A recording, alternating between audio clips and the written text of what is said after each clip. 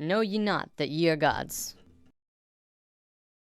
Better get some popcorn ready. This one's gonna be pretty long. What we're going to be talking about today is something that will be very important in the next few lessons. The topic is male and female energy. From there, we'll be talking about left brain and right brain, then the new children, and bring it full circle. Ready? Deep breath.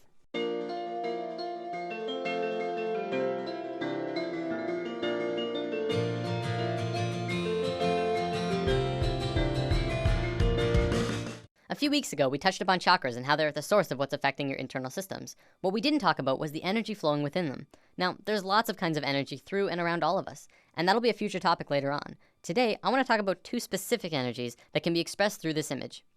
The energy that flows here is male and female energy. Male energy is focused, and female energy is creative and random. Neither of them is greater nor weaker than the other, and both can be extremely powerful when fully manifested. Female energy is the land of unbridled possibilities, creative potential, and affecting the universe from within. Focused male energy takes direct roads from point A to point B.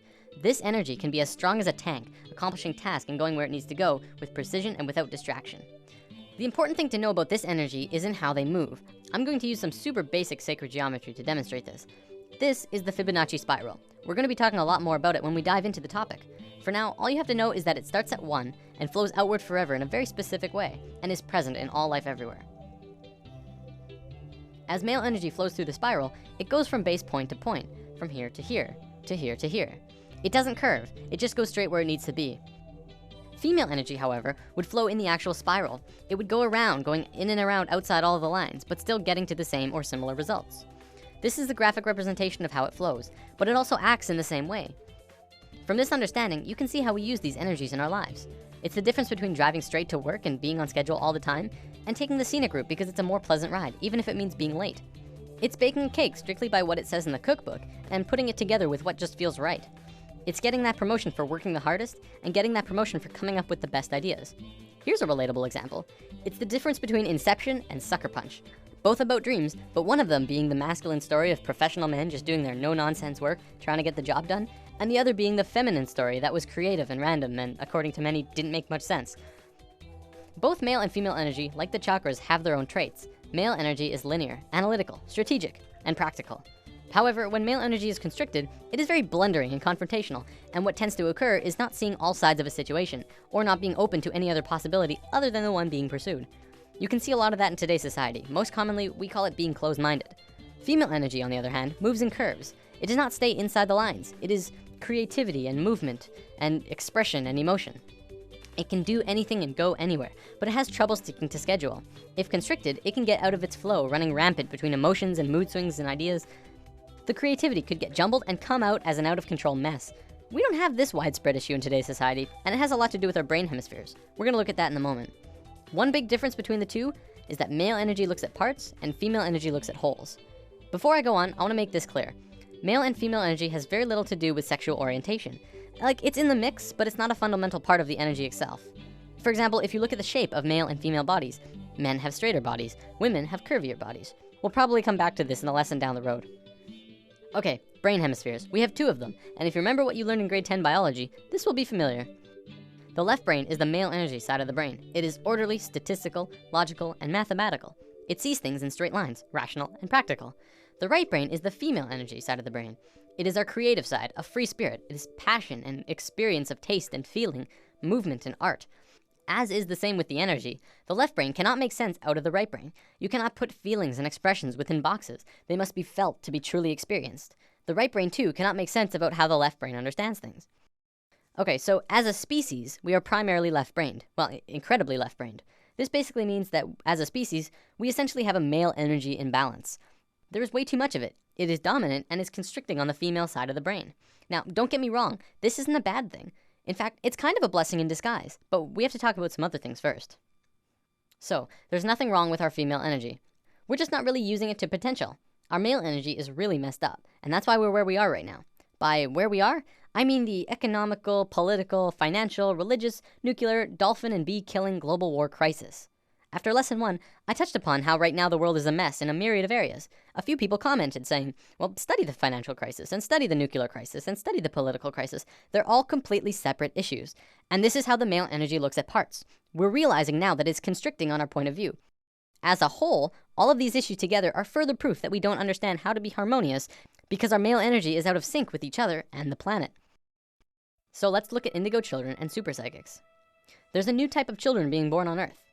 Since sometime in the 80s, new children started appearing with different or unusual traits. Their numbers began to increase, and today, nearly 100% of all children born in North America are indigo children. So what are these traits? Let's go over a list developed by Jan Yordi, a play therapist who has been studying and working with indigo children for about 4 years now. As we go over the list, see if any of these sound like you. Maybe strong-willed, independent thinkers who prefer to do their own thing rather than comply with authority figures or parents. Have a wisdom and level of awareness and caring beyond their youthful experience. Traditional parenting and discipline strategies don't appear effective with these children. If you try and force an issue, a power struggle is the typical outcome. Energetically, indigos are vibrating at a much higher frequency, so they can get scrambled by negative energy easier.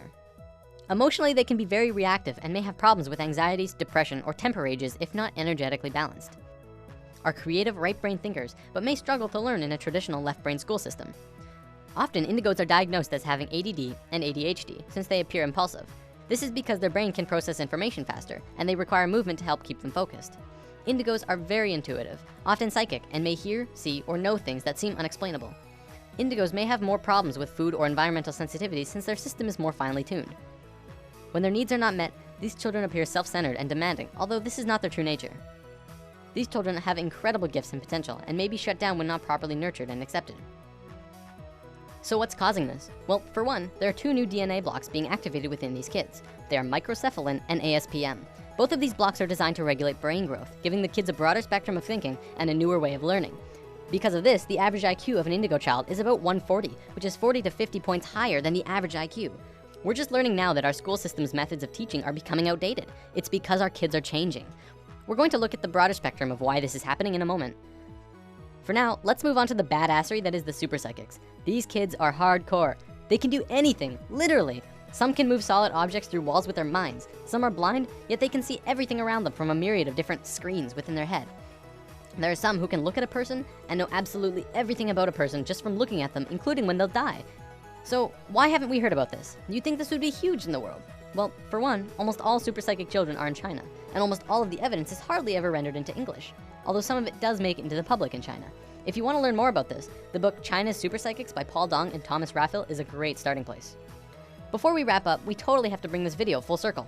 What on earth do the new children have to do with male and female energy? Isn't it obvious? Indigo children are directly connected to our species' male energy, and super psychics to our female. As we grow closer and closer to the peak of the shift, the planet itself is beginning to change. Essentially, this is happening to balance us out. On one half of the world, indigo children are being born. On the other half, super psychics. They are here to help the consciousness of the planet in an incredibly crucial time. There are way more indigo children on the planet than super psychics because it's our male energy that needs to understand. It's through the indigo children and their new way of thinking which is affecting the consciousness of the planet, putting us back onto the harmonious path. As we just learned, to understand things, it takes 2 to tango. You cannot only understand something by reading about it. You need both sides of the brain to click. In the modern world, things like astral projection and channeling aren't really considered science. One of them is exploring different realms outside of the body, and one is communicating with beings of higher consciousness. And yet, because we can only seem to measure it from experience, it doesn't qualify to be legitimate. Because of this left brain constriction, we have lost a major part of what life is about. See, what we have is called polarity consciousness. We see everything in 2 ways, good or bad, hot and cold, right and wrong, religion and science. To once again become harmonious with each other on the planet, we have to learn to understand again from the left brain. When this happens, we can move out of polarity consciousness into unity consciousness, and that's essentially where we're going. That about wraps it up. See you next time. We all suspended in this one moment of movement, spiraling in fractal design, but your mind caught up in linear time. You're too